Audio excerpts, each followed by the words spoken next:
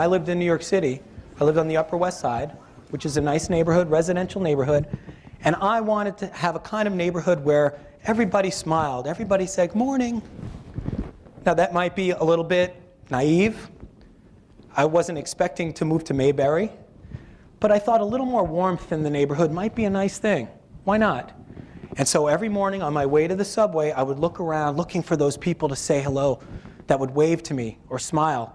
And nobody was smiling. And the more nobody smiled, the angrier I got. And by the time I got to the subway, I was furious. And then I passed a building. And I saw my reflection in the building. No wonder nobody was saying good morning to me. I looked horrible. I was the angriest guy on the block. I wouldn't say good morning to me. I would have crossed the street and got on the other side.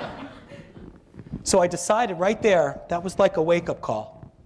I decided to try a little experiment. What if I started saying good morning to everybody that I saw? What if I smiled?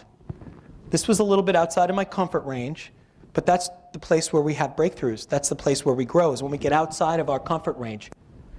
So I decided the next morning I was going to try just that, just for 10 minutes, that 10-minute walk to the subway. Smile and say good morning to everybody. And don't worry about what the reaction was. Because after all, this was about the process of creating the neighborhood I wanted. Not about the outcome, not about that one person that might be put off by this, but it's about the process. And that's a lot about what life is about. It's not about the outcome. The only outcome of life is what? It's death, that's right. It's about the process. That's what life is, the process of living. So I woke up the next morning. I was all ready. I came out of my front door.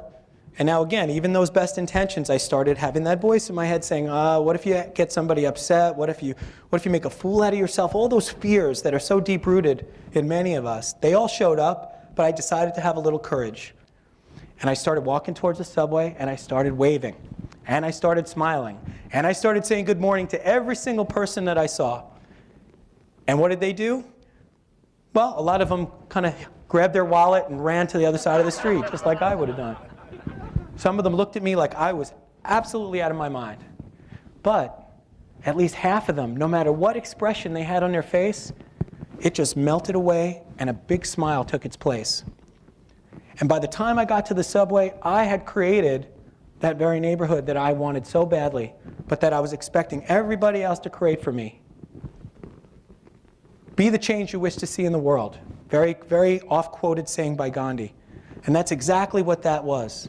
I had to create that change. I had to create that neighborhood. I couldn't expect it to just come to me. I couldn't expect everybody else to just create it for me.